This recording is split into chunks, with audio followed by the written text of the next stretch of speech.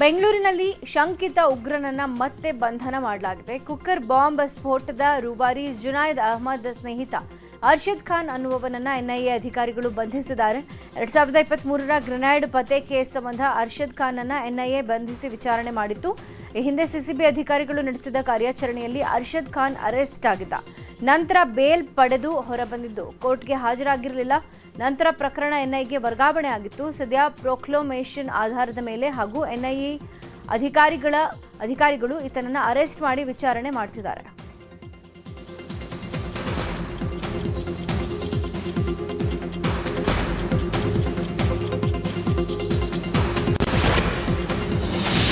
ರಾಜ್ಯ ಸರ್ಕಾರದ ಮುಖ್ಯ ಕಾರ್ಯದರ್ಶಿ ಶಾಲಿನಿ ರಜನೀಶ್ ವಿರುದ್ಧ ಲಂಚ ಪಡೆದ ಆರೋಪ ಮಾಡಿದ್ದ ಸ್ನೇಹಮಯಿ ಕೃಷ್ಣರನ್ನ ಬಂಧಿಸಲಾಗಿದೆ.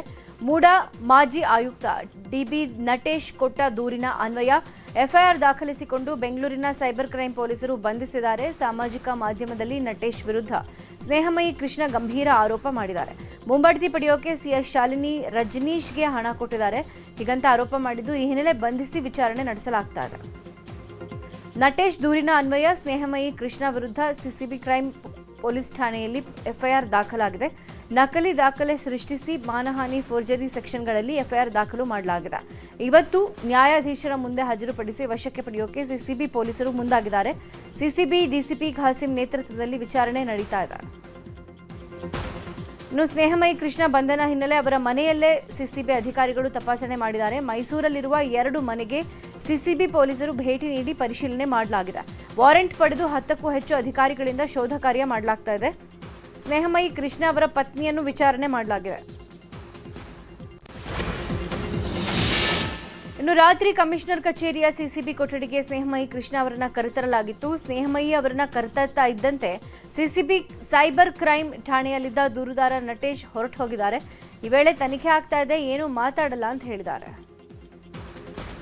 ಇನ್ನು ಸ್ನೇಹಮಯಿ ಕೃಷ್ಣ ಪರ ವಕೀಲ ಪ್ರವೀಣ್ ಕುಮಾರ್ ಪ್ರತಿಕ್ರಿಯೆ ಕೊಟ್ಟಿದ್ದಾರೆ. ಮೂಡಾ ಕೇಸ್ನಲ್ಲಿ ದೂರುದಾರ ಸ್ನೇಹಮಯಿ ಕೃಷ್ಣ ಕೋರ್ಟ್ಗೆ ಬಂದಾಗ ನೋಟಿಸ್ ಕೊಟ್ಟು ವಿಚಾರಣೆಗೆ ಅಂತ ಕಸ್ಟಡಿಗೆ ತಗೊಂಡು ಹೋಗಿದ್ದಾರೆ, ಅರೆಸ್ಟ್ ಮಾಡಿಲ್ಲ, ಸ್ಟೇಟ್ಮೆಂಟ್ ತಗೊಂಡು ಬಿಟ್ಟು ಕಳಿಸ್ತೀವಿ ಅಂತ ಹೇಳಿದರು.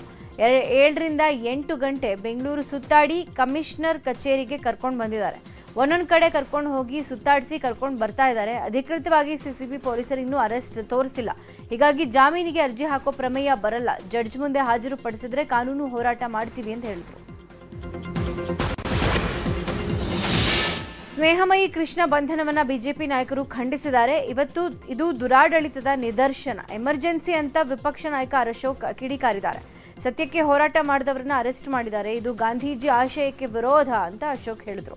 ಇನ್ನು ಹುಬ್ಬಳ್ಳಿಯಲ್ಲಿ ಕೇಂದ್ರ ಸಚಿವ ಪ್ರಹ್ಲಾದ್ ಜೋಶಿ ಪ್ರತಿಕ್ರಿಯೆ ಕೊಟ್ಟಿದ್ದು, ಸಿಎಂ ವಿರುದ್ಧದ ಆರೋಪಕ್ಕೆ ಸೇಡು ತೀರಿಸಿಕೊಳ್ಳುವ ಪ್ರಯತ್ನ ಇದು ಅಂತ ಕಿಡಿಕಾರಿದ್ದಾರೆ. ಸಿಸಿಬಿಯಿಂದ ಸ್ನೇಹಮಯಿ ಕೃಷ್ಣ ಬಂಧನದ ಕ್ರಮವನ್ನ ಎಂಎಲ್ಸಿ ಯತೀಂದ್ರ ಸಿದ್ದರಾಮಯ್ಯ ಸಮರ್ಥನೆ ಮಾಡಿಕೊಂಡಿದ್ದಾರೆ. ಹಾಸನದಲ್ಲಿ ಮಾತನಾಡಿದ ಅವರು, ಆಧಾರ ರಹಿತ ಆರೋಪ ಮಾಡಿದ್ರೆ, ತೇಜೋವಧೆ ಮಾಡಿದ್ರೆ ಖಂಡಿತವಾಗಿ ಶಿಕ್ಷೆ ಕೊಡಬೇಕು, ಕ್ರಮ ಆಗಬೇಕು ಅಂತ ಹೇಳಿದ್ರು. ಬಾಗಲಕೋಟೆಯಲ್ಲಿ ನಡೆದ ಶಿವಾಜಿ ಮೆರವಣಿಗೆ ವೇಳೆ ಕಲ್ಲು ತೂರಾಟಕ್ಕೆ ಸಂಬಂಧಪಟ್ಟಂತೆ ಈಗಾಗಲೇ 8 ಜನರನ್ನ ಬಂಧಿಸಲಾಗಿದೆ. ಇನ್ನು ಘಟನೆಯ ಸಂಬಂಧ ನಿನ್ನೆ ಕಿಲ್ಲಾ ಗಲ್ಲಿಯಲ್ಲಿ ಹಿಂದೂ ಕಾರ್ಯಕರ್ತರ ಸಭೆ ನಡೆಸಲಾಗಿದೆ. ಸಭೆ ಬಳಿಕ ನಗರದಲ್ಲಿನ ಅಂಗಡಿ ಮುಂಗಟ್ಟುಗಳನ್ನು ಬಂದ್ ಮಾಡೋಕೆ ಕಾರ್ಯಕರ್ತರು ಯತ್ನಿಸಿದ್ದಾರೆ. ಈ ವೇಳೆ ಪೊಲೀಸರು ತಡೆ ಹಿಡಿದಿದ್ದು ಮಾತಿನ ಚಕಮಕಿ ನಡೆದಿದೆ. ಬಳಿಕ ಮುಧೋಳ ನಗರದಲ್ಲಿ ಹಿಂದೂ ಕಾರ್ಯಕರ್ತರು ಪ್ರತಿಭಟನೆ ನಡೆಸಿದ್ದಾರೆ. ನಗರದ ಶಿವಾಜಿ ಸರ್ಕಲ್ನಲ್ಲಿ ತರಕಾರಿ ಮಾರುಕಟ್ಟೆ ಬಳಿ ಕೆಲ ಕಿಡಿಗೇಡಿಗಳು ಕಲ್ಲು ತೂರಿದ್ದು ಪೊಲೀಸರು ಲಾಠಿ ಚಾರ್ಜ್ ಮಾಡಿದರು. ಇನ್ನು ಕಲ್ಲು ತೂರಾಟ ನಡೆಸಿರುವ ಸ್ಥಳಕ್ಕೆ ಡಿಸಿ ಸಂಗಪ್ಪ ಭೇಟಿ ಕೊಟ್ಟು ಪರಿಶೀಲನೆ ನಡೆಸಿದ್ದಾರೆ. ಪೊಲೀಸ್ ಅಧಿಕಾರಿಗಳಿಂದ ಘಟನೆ ಬಗ್ಗೆ ಮಾಹಿತಿಯನ್ನ ಪಡ್ಕೊಂಡಿದ್ದಾರೆ. ಬಳಿಕ ಮಾತನಾಡಿದ ಅವರು, ಶಾಂತಿ ಕಾಪಾಡಬೇಕು ಅಂತ ಸಾರ್ವಜನಿಕರಿಗೆ ಮನವಿ ಮಾಡಿದ್ದಾರೆ. ಗಲಾಟೆ ಸಂಬಂಧ ಬಾಗಲಕೋಟೆ ಜಿಲ್ಲಾಡಳಿತದಿಂದ ಹಿಂದೂ ಮುಸ್ಲಿಂ ಮುಖಂಡರ ಶಾಂತಿ ಸಭೆ ಕರೆಯಲಾಗಿತ್ತು. ಆದರೆ ಸಭೆಗೆ ಹಿಂದೂ ಸಮಾಜದ ಮುಖಂಡರು ಮಾತ್ರ ಹಾಜರಾಗಿದ್ರು.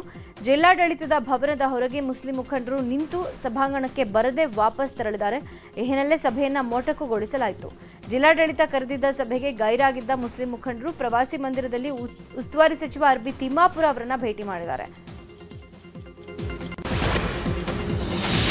ಕಿಲ್ಲಾಗಲ್ಲಿಯಲ್ಲಿ ವಾತಾವರಣ ಬೂದಿ ಮುಚ್ಚಿದ ಕೆಂಡದಂತಿದೆ. ಈ ಹಿನ್ನೆಲೆ ಪೊಲೀಸರು ಕೊತ್ಲಪ್ಪ ದೇವಸ್ಥಾನದ ಮುಂದೆ ಬ್ಯಾರಿಕೇಡ್ ಹಾಕಿ ಸಂಚಾರ ಬಂದ್ ಮಾಡಿದ್ದಾರೆ.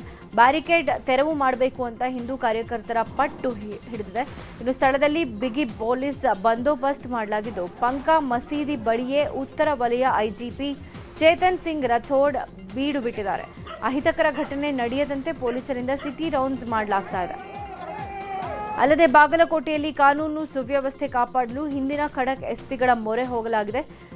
ಹಿಂದಿನ ಎಸ್ಪಿಗಳಾದ ಅಮರನಾಥ್ ರೆಡ್ಡಿ, ಸಿಬಿ ರಿಷ್ಯಂತ್ ಅವರಿಗೆ ಬುಲಾವ್ ಕೊಟ್ಟಿದ್ದು, ಬಾಗಲಕೋಟೆಗೆ ಬರುವಂತೆ ಡಿಜಿಪಿ ಆದೇಶ ಕೊಟ್ಟಿದ್ದಾರೆ. ಡಿಜಿಪಿ ಆದೇಶದಂತೆ ರಿಷ್ಯಂತ್, ಅಮರನಾಥ್ ರೆಡ್ಡಿ ಬಾಗಲಕೋಟೆಗೆ ಬರ್ತಾ ಇದ್ದಾರೆ. ಹಿಂದಿನ ಎಸ್ಪಿಗಳ ಜೊತೆಗೆ ಗದಗ ಹಾಗೂ ಧಾರವಾಡ ಎಸ್ಪಿಗಳ ಸಾಥ್ ಇರಲಿದೆ. ಇನ್ನು ಕಲ್ಲು ತೂರಾಟ ಪ್ರಕರಣವನ್ನ ಬಿಜೆಪಿ ನಾಯಕರು ಖಂಡಿಸಿದ್ದಾರೆ. ಕೇಂದ್ರ ಸಚಿವ ಪ್ರಹ್ಲಾದ್ ಜೋಶಿ ಮಾತನಾಡಿ, ಕಾಂಗ್ರೆಸ್ ಸರ್ಕಾರ ಬಂದಾಗಲೇ ಯಾಕೆ ಹೀಗಾಗುತ್ತೆ? ಪೊಲೀಸರಿಗೆ ಫ್ರೀ ಹ್ಯಾಂಡ್ ಕೊಟ್ರೆ ಹೀಗಾಗಲ್ಲ. ಆದರೆ ಕಾಂಗ್ರೆಸ್ ಪೊಲೀಸರ ಮೇಲೆ ಹಿಡಿತ ಇಟ್ಕೊಂಡಿದೆ ಅಂತ ಕಿಡಿಕಾರಿದ್ರು.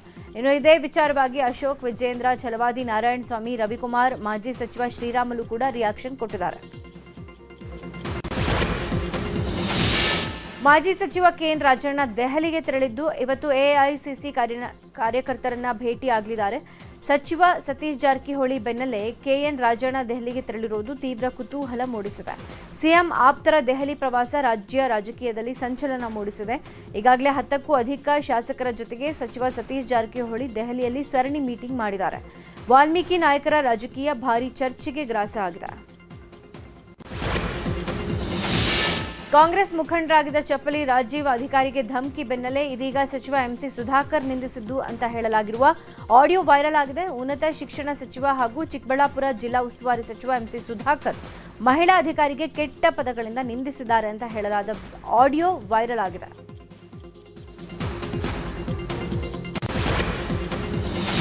ಸರ್ಕಾರಿ ಕಾರ್ಯಕ್ರಮಗಳ ಆಯೋಜನೆಯಲ್ಲಿ ಭಾರೀ ಗೋಲ್ಮಾಲ್ ಹಿನ್ನೆಲೆ ಕನ್ನಡ ಸಂಸ್ಕೃತಿ ಇಲಾಖೆ ನಿರ್ದೇಶಕಿ ಕೆಎಂ ಗಾಯತ್ರಿ ಅವರನ್ನು ವರ್ಗಾವಣೆ ಮಾಡಲಾಗಿದೆ. ಈ ಬಗ್ಗೆ ದಾಖಲೆ ಸಮೇತ ನ್ಯೂಸ್ 18 ವರದಿ ಬಿತ್ತರಿಸಿತ್ತು. ವರದಿ ಬಳಿಕ ಎಚ್ಚೆತ್ತ ರಾಜ್ಯ ಸರ್ಕಾರ ಕನ್ನಡ ಸಂಸ್ಕೃತಿ ಇಲಾಖೆ ನಿರ್ದೇಶಕಿ ಕೆಎಂ ಗಾಯತ್ರಿ ಅವರನ್ನು ಕೆಎಸ್ಆರ್ಟಿಸಿಗೆ ವರ್ಗಾವಣೆ ಮಾಡಿದೆ. ಬೂಕರ್ ಪ್ರಶಸ್ತಿ ವಿಜೇತೆ ಭಾನು ಮುಸ್ತಾಕ್ ಅಭಿನಂದನಾ ಸಮಾರಂಭ ಸೇರಿದಂತೆ ಹಲವು ಕಾರ್ಯಕ್ರಮಗಳಲ್ಲಿ ಸುಳ್ಳು ಲೆಕ್ಕ ತೋರಿಸಿ ಲಕ್ಷಾಂತರ ರೂಪಾಯಿ ಕೊಳ್ಳೆ ಹೊಡೆದ ಆರೋಪ ಕೇಳಿಬಂದಿತ್ತು. ಸಿಟಿ ಎಂಆರ್ಐ ಸ್ಕ್ಯಾನಿಂಗ್ ಯಂತ್ರ ಖರೀದಿಸೋಕೆ ಸರ್ಕಾರ ಮುಂದಾಗಿದೆ. 7 ಎಂಆರ್ಐ ಹಾಗೂ 3 ಸಿಟಿ ಸ್ಕ್ಯಾನಿಂಗ್ ಮಷೀನ್ ಖರೀದಿಗೆ ಆರೋಗ್ಯ ಇಲಾಖೆ ಸಜ್ಜಾಗಿದೆ. ಸರ್ಕಾರಿ ಜಿಲ್ಲಾ ಆಸ್ಪತ್ರೆಗಳಿಗಾಗಿ ಸಿಟಿ ಎಂಆರ್ಐ ಸ್ಕ್ಯಾನಿಂಗ್ ಮಷೀನ್ ಖರೀದಿಗೆ ಆರೋಗ್ಯ ಇಲಾಖೆ ಈಗಾಗಲೇ ಟೆಂಡರ್ ಕರೆದಿದ್ದು, ಈ ಬಗ್ಗೆ ಸಚಿವ ದಿನೇಶ್ ಗುಂಡೂರಾವ್ ಮಾಹಿತಿ ಕೊಟ್ಟಿದ್ದಾರೆ. ರಾಜ್ಯದ ಸರ್ಕಾರಿ ಆಸ್ಪತ್ರೆಗಳಲ್ಲಿ ಸಿಟಿ ಮತ್ತು ಎಂಆರ್ಐ ಸ್ಕ್ಯಾನಿಂಗ್ ಬಂದ್ ಆಗಿತ್ತು. ಈ ಬಗ್ಗೆ ನ್ಯೂಸ್ 18 ನಿರಂತರ ವರದಿ ಬಿತ್ತರ ಮಾಡಿತ್ತು. ಇದೀಗ ಎಚ್ಚೆತ್ತ ಸರ್ಕಾರ ಸ್ಕ್ಯಾನಿಂಗ್ ಮಷೀನ್ಗಳ ಖರೀದಿಗೆ ಮುಂದಾಗಿದೆ. ಬಿಜೆಪಿ ರಾಜ್ಯಾಧ್ಯಕ್ಷ ಬಿವೈ ವಿಜೇಂದ್ರ ಇವತ್ತು ದಾವಣಗೆರೆ ಜಿಲ್ಲಾ ಪ್ರವಾಸ ಕೈಗೊಳ್ಳಲಿದ್ದಾರೆ. ದಾವಣಗೆರೆ ಜಿಲ್ಲೆಯ ಹೊನ್ನಾಳಿ ತಾಲೂಕಿನಲ್ಲಿ ವಿಬಿಜಿ ರಾಮ್ಜಿ ಯೋಜನೆಯ ಬೃಹತ್ ಜನಜಾಗೃತಿ ಸಮಾರಂಭದಲ್ಲಿ ಭಾಗಿಯಾಗಲಿದ್ದಾರೆ. ಘಂಟಾಪುರ ಗ್ರಾಮದಿಂದ ತರಗನಹಳ್ಳಿ ಗ್ರಾಮದವರೆಗೆ ಪಾದಯಾತ್ರೆಯಲ್ಲಿ ಭಾಗವಹಿಸಲಿದ್ದಾರೆ. ಈ ಹಿನ್ನೆಲೆ ಸಮಾರಂಭ ನಡೆಯುವ ಸ್ಥಳಕ್ಕೆ ಮಾಜಿ ಸಚಿವ ಎಂಪಿ ರೇಣುಕಾಚಾರ್ಯ ಭೇಟಿ ಕೊಟ್ಟು ಪರಿಶೀಲನೆ ಮಾಡಿದ್ದಾರೆ. ಧಾರವಾಡ ಜಿಲ್ಲೆಯ ಕಲಘಟಕಿ ಪಟ್ಟಣದಲ್ಲಿ ಸರ್ಕಾರದ ಪಂಚ ಗ್ಯಾರಂಟಿ ಯೋಜನೆಗಳ ಪ್ರಚಾರದ ಎಲ್ಇಡಿ ವಾಹನಕ್ಕೆ ಜಿಲ್ಲಾ ಉಸ್ತುವಾರಿ ಸಚಿವ ಸಂತೋಷ್ ಲಾಡ್ ಚಾಲನೆ ಕೊಟ್ಟರು. ಕಲಘಟಕಿಯಿಂದ ಆರಂಭಗೊಂಡ ಜಾಥಾ ಧಾರವಾಡ ಜಿಲ್ಲೆಯ ವಿವಿಧ ಕಡೆಗೆ ಸಂಚರಿಸಿ ಪಂಚ ಗ್ಯಾರಂಟಿಗಳ ಕುರಿತು ಜಾಗೃತಿ ಮೂಡಿಸಲಿದೆ. ಈ ವೇಳೆ ಧಾರವಾಡ ಜಿಲ್ಲಾ ಗ್ಯಾರಂಟಿ ಯೋಜನೆಗಳ ಅಧ್ಯಕ್ಷ ಶಾನಪ್ಪ ಗೌಡ ಪಾಟೀಲ್ ಮತ್ತಿತರರು ಉಪಸ್ಥಿತರಿದ್ದರು. ಚಿಕ್ಕಬಳ್ಳಾಪುರದ ಶಿಡ್ಲಘಟ್ಟ ಗಂಜಿಗುಂಟೆಯಲ್ಲಿ ನಡೆದ ಹಲ್ಲೆ ಪ್ರಕರಣ ಈಗ ತೀವ್ರ ರಾಜಕೀಯ ಸಂಘರ್ಷಕ್ಕೆ ಕಾರಣವಾಗಿದೆ. ಕಾಂಗ್ರೆಸ್ ಮುಖಂಡ ಪುಟ್ಟು ಅಂಜನಪ್ಪ ಈ ಘಟನೆಗೆ ರಾಜಕೀಯ ಬಣ್ಣ ಹಚ್ಚುತ್ತಾ ಇದ್ದಾರೆ ಅಂತ ಜೆಡಿಎಸ್ ಮುಖಂಡರು ಕಿಡಿಕಾರಿದ್ದಾರೆ. ಕಳೆದ 15 ವರ್ಷಗಳಿಂದ ಶಾಂತವಾಗಿದ್ದ ಗ್ರಾಮದಲ್ಲಿ ವಸಂತ್ ಕುಮಾರ್ ಅನ್ನೋರು ಜಾತಿ ನಿಂದನೆ ಮಾಡಿದಾಗ ಉಂಟಾದ ಆಕ್ರೋಶ ಇದು ಅಂತ ಸಮರ್ಥನೆ ಮಾಡಿಕೊಂಡಿದ್ದಾರೆ. ಈ ಪ್ರಕರಣದಲ್ಲಿ ಜೆಡಿಎಸ್ ಶಾಸಕ ಬಿಎನ್ ರವಿಕುಮಾರ್ ಅವರ ಯಾವುದೇ ಕುಮ್ಮಕ್ಕಿಲ್ಲ ಅಂತ ಸ್ಪಷ್ಟಪಡಿಸಿರುವ ಬೆಂಬಲಿಗರು ಪುಟ್ಟು ಅಂಜನಪ್ಪ ತಮ್ಮ ರಾಜಕೀಯ ಬೇಳೆ ಬೇಯಿಸಿಕೊಳ್ಳೋಕೆ ಈ ಹಲ್ಲೆಯನ್ನ ಬಳಸಿಕೊಳ್ತಾ ಇದ್ದಾರೆ ಅಂತ ಆಕ್ರೋಶ ವ್ಯಕ್ತಪಡಿಸಿದರು. ಸದ್ಯ ಗಂಜಿಗುಂಟೆಯಲ್ಲಿ ರಾಜಕೀಯ ಕಿಚ್ಚು ಹೆಚ್ಚಾಗಿದ್ದು ಆರೋಪ ಪ್ರತ್ಯಾರೋಪ ಮುಂದುವರೆದಿದೆ. ವಿವಿಧ ಬೇಡಿಕೆ ಈಡೇರಿಕೆಗೆ ಸಲುವಾಗಿ ಮಾರ್ಚ್ನಲ್ಲಿ ಧರಣಿ ನಡೆಸೋಕೆ ಜಂಟಿ ಕ್ರಿಯಾ ಸಮಿತಿ ಪ್ಲಾನ್ ಮಾಡಿಕೊಂಡಿದೆ. ಆದರೆ ಧರಣಿ ಪರಿಣಾಮಕಾರಿಯಾಗಿ ಆಗೋದು ಬಹುತೇಕ ಡೌಟ್ ಅಂತ ಹೇಳಲಾಗಿದೆ.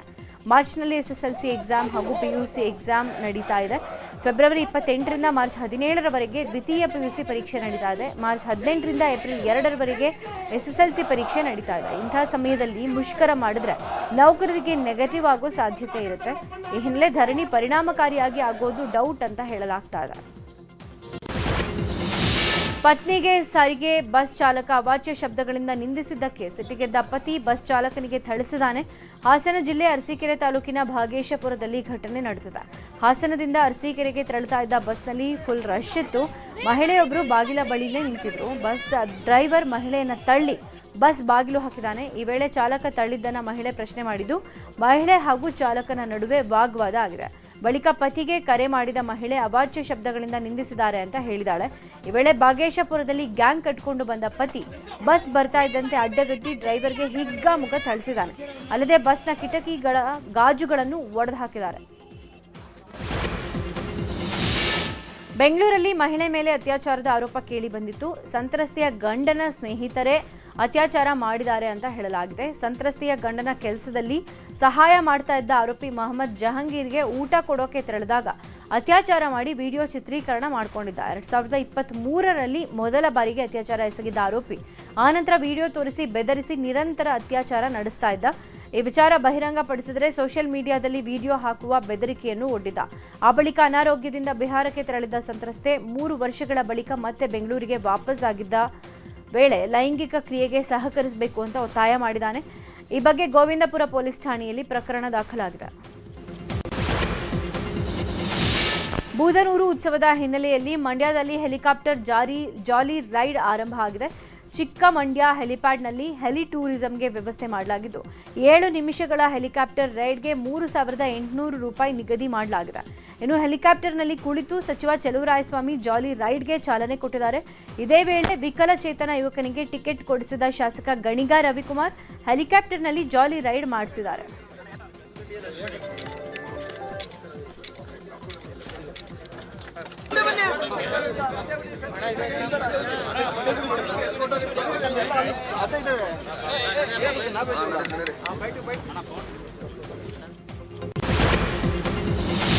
ದೊಡ್ಡಬಳ್ಳಾಪುರ ಸ್ಯಾರಿ ಸಂತೆಗೆ ಅಭೂತಪೂರ್ವ ಸ್ಪಂದನೆ ಸಿಕ್ಕಿದೆ. ಬೆಂಗಳೂರು ಗ್ರಾಮಾಂತರ ಜಿಲ್ಲೆಯ ದೊಡ್ಡಬಳ್ಳಾಪುರ ನಗರದ ಭಗತ್ ಸಿಂಗ್ ಮೈದಾನದಲ್ಲಿ ಸೀರೆ ಸಂತೆ ಕಾರ್ಯಕ್ರಮ ನಡೆದಿದೆ. ಶಾಸಕ ಧೀರಜ್ ಮುನಿರಾಜ್ ಕಾರ್ಯಕ್ರಮವನ್ನು ಉದ್ಘಾಟನೆ ಮಾಡಿದ್ದು, ಕಾರ್ಯಕ್ರಮದಲ್ಲಿ ಯಲಹಂಕ ಶಾಸಕ SR ವಿಶ್ವನಾಥ್, ಖ್ಯಾತ ಸಂಗೀತ ನಿರ್ದೇಶಕ ನಾಗೇಂದ್ರ ಕೂಡ ಭಾಗಿಯಾಗಿದ್ದರು. ಇನ್ನು ಸೀರೆ ಸಂತೆ ಕಾರ್ಯಕ್ರಮದಲ್ಲಿ ಸಾವಿರಾರು ಜನ ಭಾಗಿಯಾಗಿ ಮುಗಿಬಿದ್ದು ಸೀರೆ ಖರೀದಿ ಮಾಡಿದ್ದಾರೆ. ಇನ್ನು ಕಾರ್ಯಕ್ರಮದಲ್ಲಿ ಬಿಗ್ ಬಾಸ್ ಸೀಸನ್ 12ರ ವಿಜೇತ ಪಳಾರ್ ಗಿಲ್ಲಿ ಕೂಡ ಭಾಗಿಯಾಗಿದ್ರು. ಗಿಲ್ಲಿ ವೇದಿಕೆ ಮೇಲೆ ಬರ್ತಾ ಇದ್ದಂತೆ ಅಭಿಮಾನಿಗಳು ಗಿಲ್ಲಿಯನ್ನ ಕಾಣೋಕೆ ಮುಗಿಬಿದ್ದಿದ್ದಾರೆ. ಗಿಲ್ಲಿ ಅಭಿಮಾನಿಗಳನ್ನ ನಿಯಂತ್ರಿಸೋಕೆ ಪೊಲೀಸರು ಹರಸಾಹಸ ಪಟ್ಟಿದ್ದಾರೆ. ಚಿಕ್ಕಮಗಳೂರಿನ ಚಾರ್ಮಾಡಿ ಘಾಟ್ನ ಗುಡ್ಡದಲ್ಲಿ ಮತ್ತೆ ಕಾಡ್ಗಿಚ್ಚು ಕಾಣಿಸಿಕೊಂಡಿದೆ. ಮಲೆಯ ಮಾರುತದಿಂದ ಅಣ್ಣಪ್ಪಸ್ವಾಮಿ ದೇವಸ್ಥಾನದವರೆಗಿನ ಗುಡ್ಡ ಪ್ರದೇಶದಲ್ಲಿ ಬೆಂಕಿ ಕಾಣಿಸಿಕೊಂಡಿದ್ದು, ಗಾಳಿಯ ರಭಸಕ್ಕೆ ಕಾಡ್ಗಿಚ್ಚು ಇನ್ನೂ ಹೆಚ್ಚಾಗಿದೆ. ಸ್ಥಳಕ್ಕೆ ಅರಣ್ಯ ಇಲಾಖೆ, ಅಗ್ನಿಶಾಮಕ ದಳದ ಸಿಬ್ಬಂದಿ ದೌಡಾಯಿಸಿ ಬೆಂಕಿ ನಂದಿಸೋಕೆ ಹರಸಾಹಸ ಪಟ್ಟಿದ್ದಾರೆ.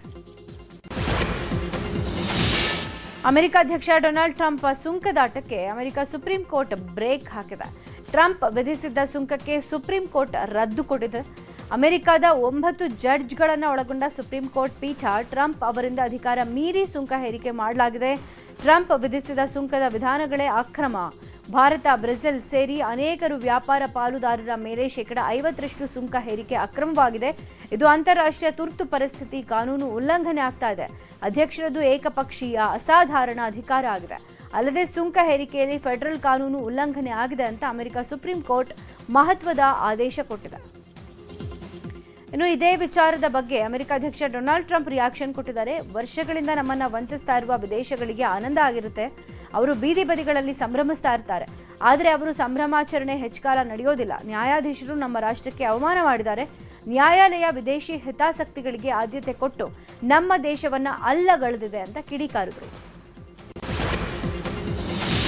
T20 ವಿಶ್ವಕಪ್ನ ಗುಂಪು ಹಂತದ ಪಂದ್ಯಗಳು ಮುಕ್ತಾಯವಾಗಿದ್ದು, ಇವತ್ತಿನಿಂದ ಸೂಪರ್ 8 ಹಂತದ ಪಂದ್ಯಗಳು ಆರಂಭ ಆಗಲಿವೆ. ಸೂಪರ್ 8 ಮೊದಲ ಪಂದ್ಯದಲ್ಲಿ ಪಾಕಿಸ್ತಾನ ಹಾಗೂ ನ್ಯೂಜಿಲೆಂಡ್ ತಂಡಗಳು ಸೆಣಸಾಟ ನಡೆಸಲಿವೆ. ಗುಂಪು ಹಂತದಲ್ಲಿ 12 ತಂಡಗಳಿದ್ದು 12 ತಂಡಗಳು ಸರಣಿಯಿಂದ ಹೊರಬಿದ್ದಿವೆ. ಎಲ್ಲಾ ಗುಂಪಿನ ಅಗ್ರ 2 ತಂಡಗಳು ಸೂಪರ್ 8 ಹಂತಕ್ಕೆ ಪ್ರವೇಶ ಪಡ್ಕೊಂಡಿದೆ. 8 ತಂಡಗಳನ್ನು 2 ಗುಂಪುಗಳಾಗಿ ವಿಂಗಡಿಸಲಾಗಿದ್ದು, ಗುಂಪು 1ರಲ್ಲಿ ಭಾರತ, ಜಿಂಬಾಬ್ವೆ, ವಿಂಡೀಸ್ ಹಾಗೂ ದಕ್ಷಿಣ ಆಫ್ರಿಕಾ ತಂಡಗಳಿದ್ರೆ, ಗುಂಪು 2ರಲ್ಲಿ ನ್ಯೂಜಿಲೆಂಡ್, ಪಾಕಿಸ್ತಾನ, ಇಂಗ್ಲೆಂಡ್ ಹಾಗೂ ಶ್ರೀಲಂಕಾ ಸ್ಥಾನ ಗಿಟ್ಟಿಸಿಕೊಂಡಿದೆ. ಇವತ್ತು ಭಾರತ ಮತ್ತು ಆಸ್ಟ್ರೇಲಿಯಾ ವಿರುದ್ಧದ 3ನೇ ಮಹಿಳಾ ಟಿ20 ಪಂದ್ಯ ನಡೆಯಲಿದೆ. ಅಡಿಲೇಡ್ನಲ್ಲಿ ಭಾರತ ಮತ್ತು ಆಸ್ಟ್ರೇಲಿಯಾ ಸೆಣಸಾಟ ನಡೆಸಲಿವೆ. 3 ಪಂದ್ಯಗಳ ಟಿ20 ಸರಣಿಯಲ್ಲಿ ಭಾರತ ಮೊದಲ ಪಂದ್ಯದಲ್ಲಿ ಗೆಲುವು ದಾಖಲಿಸಿದರೆ, ಆಸ್ಟ್ರೇಲಿಯಾ ತಂಡ 2ನೇ ಪಂದ್ಯದಲ್ಲಿ ಭರ್ಜರಿ ಗೆಲುವು ದಾಖಲಿಸಿದೆ. ಈ ಮೂಲಕ 2 ತಂಡಗಳು 1-1 ಅಂತರದಲ್ಲಿ ಸಮಬಲ ಸಾಧಿಸಿವೆ. ಇಂದಿನ ಪಂದ್ಯ ಭಾರೀ ಕುತೂಹಲ ಮೂಡಿಸಿದ್ದು, ಗೆಲ್ಲುವ ತಂಡ ಸರಣಿ ವಶಪಡಿಸಿಕೊಳ್ಳಲಿದೆ. ಇವರಿಗೂ ಭಾರತ ಆಸ್ಟ್ರೇಲಿಯಾ ನೆಲದಲ್ಲಿ ಒಂದೇ ಒಂದು ಟೆಸ್ಟ್ ಏಕದಿನ ಟಿ20 ಸರಣಿ ಗೆದ್ದುಕೊಂಡಿಲ್ಲ.